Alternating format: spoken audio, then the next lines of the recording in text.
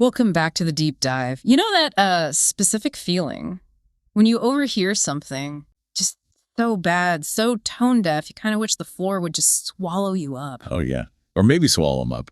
We're definitely diving into one of those moments, too. We are, because honestly, low effort insults, bad boyfriends, sadly common. But the speed here, the sheer velocity of this relationship hitting the wall, that's something special. It really is. Today's deep dive is like a quick hit of pure internet relationship chaos. It's from a post started on Relationship Advice back in September 2020. Right. And then it blew up on her Best of Redditor updates. Yeah. It became kind of legendary. Totally. So we're looking at the OOP, the original poster. She's 22. Her boyfriend, 25. They've been together 2 years. And it all hinges on this one moment. An insult overheard that just detonated everything. Yeah, our mission really is to see how fast respect can just vanish and how quickly getting that validation online can push someone to act, like really act. Let's get into the inciting incident. What actually happened? Okay, so the setup. OP, 22, boyfriend, 25, living together. He has his buddies over. The classic friends over for video games and smoking scenario. Exactly. And OP, she has her usual routine. Friends arrive. She kind of just vanishes upstairs to the bedroom, gives them space. The standard social contract, right? You get the living room, I get peace and quiet. Seems fair. But this time, well, nature calls. She needs the bathroom. Ah, the fatal flaw in the plan. Right. So she has to walk past the closed living room door, and just as she does, she hears it.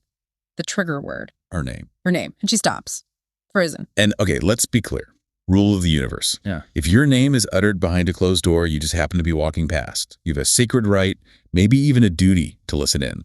Diplomatic immunity granted. It's not eavesdropping. It's a critical intelligence gathering for personal security. Okay, so the intel she gathered was from one of the friends. He was complaining About what? about her, saying she always leaves when they come over. And get this, he was annoyed because she wears, like, shorts and a tank top just around the house. Okay. But when they all go out together in social settings, she dresses more conservatively. Oh, the entitlement. He's mad he doesn't get the at-home casual look on demand. Wow. Like he's owed access to her comfort zone. It's weird, right? And that led straight to the big insult. The friend dropped the Butterface bomb. Ugh, seriously. Yep. Specified she had a fat ass and nice boobs, but, quote, was a Butterface without makeup. Okay, first, disgusting, reductive. Tells you everything about that friend. He's basically human garbage, but he's not the point here, is he? No, not at all. The point is the boyfriend, her partner of 2 years. She's standing there waiting, expecting him to jump in, you know. Like, hey, man, cut it out. Or don't talk about my girlfriend like that. The bare minimum. The absolute bare minimum. Instead, he laughed. Oh, no. Not just laughed. Laughed loudly. The post used all caps. Loudly. Wow. That's not just silence. That's an endorsement. That's participation. Exactly. And it gets worse. The friend like pushed him or something. And the boyfriend's only defense, his only contribution was, her body is perfect. Oh, that is chilling.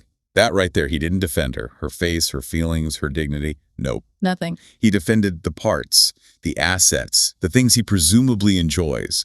He basically co-signed the insult. Yeah, the face, whatever, but the body's great. It's like he was assessing property, not defending a person he supposedly loves. That's the betrayal. Yeah. That's the moment the respect just evaporates. It's awful. You can just imagine her standing there. She said she went upstairs, cried, felt physically sick. I bet. Sleeping next to him after that, knowing he laughed. That's rough. Then her self-esteem just, boom, tanked. She started doing that awful internal calculation. Okay, maybe I'm a 6 without makeup, maybe an 8 with measuring her hair, her skin, sparse eyebrows, glasses. Ugh. It's terrible how one vile comment, especially when validated by someone close, can just scramble your self-perception like that. He basically let his friend poison her self-image and he laughed. But then, the internet.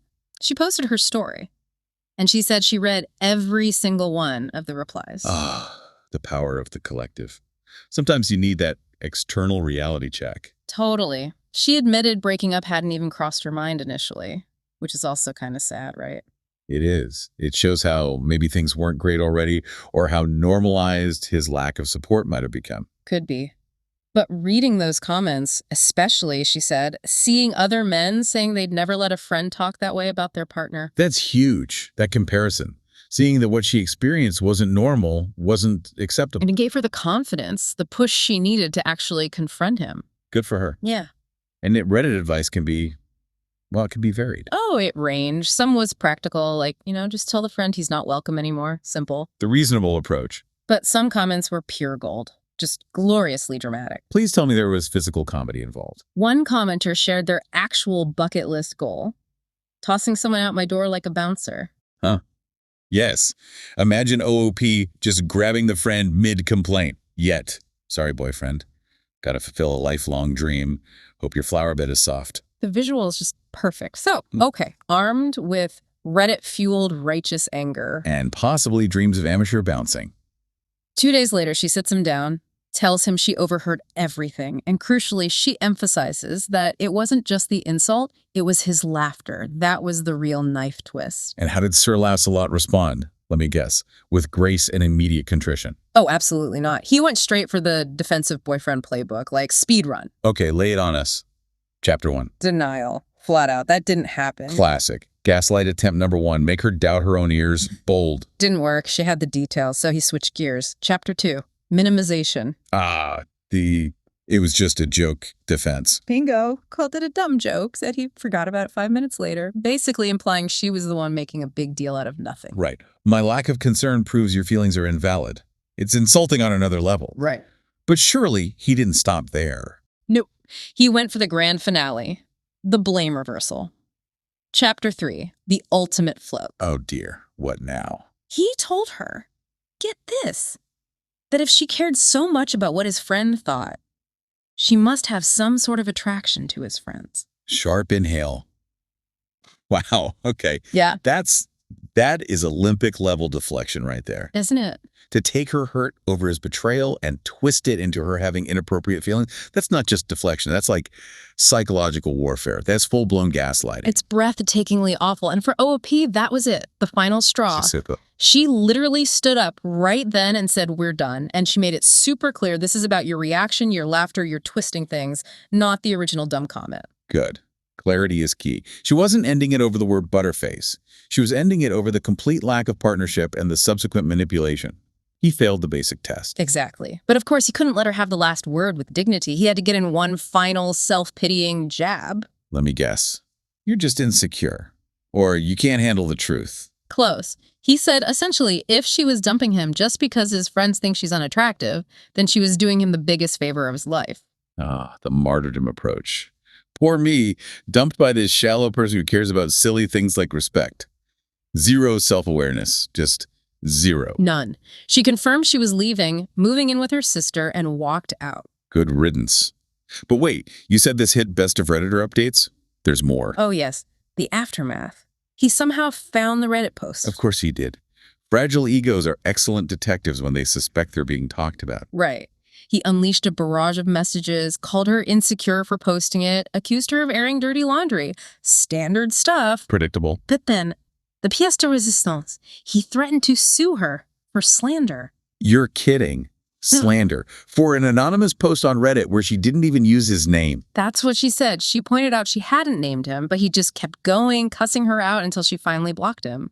Okay, the lack of logic is just stunning. He understands the concept of slander and potential legal action for his reputation. Yep. But he couldn't grasp the basic concept of not laughing when his girlfriend is insulted. Or maybe, like, apologizing. The priorities are just completely skewed. It's wild. I would genuinely love to be a fly on the wall for that lawyer consultation. So this person, username ThrowRashaja2828. Yeah. She said my friend called her well, anyway, my client laughed. Grounds for damages. The lawyer would just slowly slide a tissue box across the desk. Probably. So, okay, pulling it all together, the Reddit community really latched onto this, didn't they? They did. And the consensus was clear. The relationship didn't crash because of the insult itself. No, it crashed because of the boyfriend's reaction. Yeah. The total lack of support, followed by that textbook defensive cycle. Exactly. And someone in the comments perfectly captured that cycle. It's often called the narcissist's prayer, and it fits his responses to a T. Oh, yeah. That thing is chillingly accurate for these situations. It really maps out the whole deflection process. Listen to this, because if you've ever dealt with someone who just cannot take responsibility, this is going to sound familiar. It starts with, that didn't happen. Deny reality. Then, and if it did, it wasn't that bad. Minimize the impact. Next. And if it was, that's not a big deal. Trivialize the other person's feelings. Then And if it is, that's not my fault. Shift the blame. Followed by... And if it was, I didn't mean it. Deny intent. Yeah. And the final awful step. And if I did, you deserved it. Blame the victim. He basically speed ran that entire sequence in their living room. It shows his absolute priority was protecting himself, not the relationship or her feelings. That's the core takeaway here, really. His instincts were all wrong for a partnership. The final verdict from Reddit, perfectly summed up by one commenter. Love when the trash takes itself out. Huh. Crude, but accurate. She dodged a bullet. She found peace of mind, which is worth way more than staying with someone like that. Absolutely. And that maybe is the lesson for you listening. Whether it's work stuff, friend stuff, relationship stuff, pay attention to the reaction. Yeah, the initial screw up, the comment, the mistake. Yeah. That's one thing. How someone reacts when called on it. That tells you so much more about their character. The insult was bad, but the laughter and the gaslighting, that revealed everything. It really did. And think about this. The dude was immediately ready to research lawyers and threaten lawsuits over slander to protect his image online. Right. All that energy for his rep. But finding the energy to say, I'm sorry, or I respect you, or even just don't talk about her that way, impossible. It's a stark contrast, isn't it? The effort put into defending ego versus the effort put into showing basic human decency and love tells you all you need to know. Choose the person who defends you, not the one who only defends themselves. Well said. And on that note, we wish the best of luck suing the anonymous internet. May his case be swift and unsuccessful. And may his legal bills be astronomical. That's all the juicy drama we have for today. We'll catch you next time for another deep dive.